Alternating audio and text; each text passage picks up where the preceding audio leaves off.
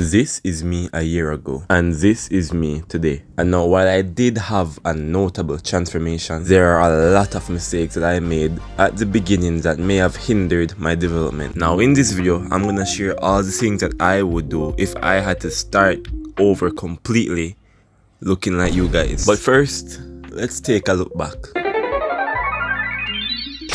This is Kyle. Now, as you can see, Kyle was a fat kid just like you guys. And there came a point where Kyle told himself that he didn't want to look like this for the rest of his life.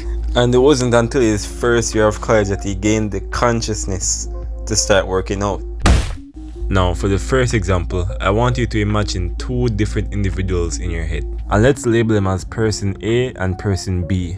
Now, let's say person A is running a very strict gym split of push-pull legs with 1 day break.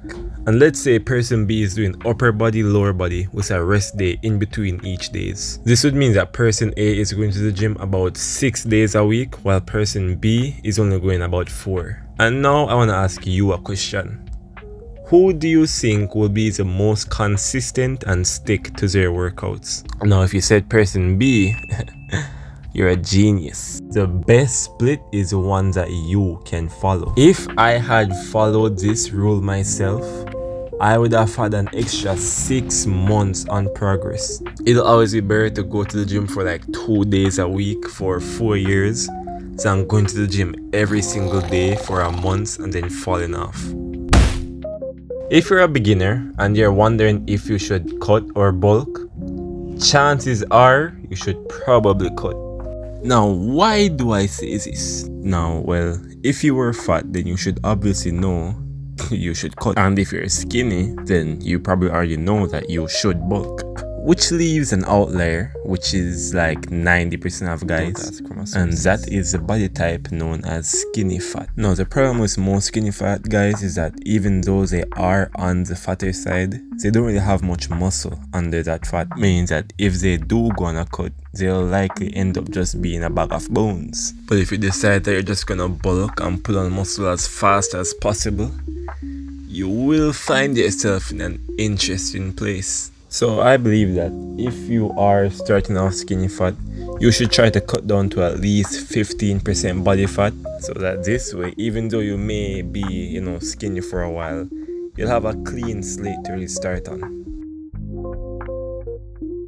So as most of you would know, muscle isn't built while you're working out, it is built while you are sleeping. So if you are constantly staying up late and sleep depriving yourself, you might be wasting your time. Now, being realistic, I wouldn't tell you to, constantly get 8 hours every night, but even though you should, let's not make it a habit of getting less than 6.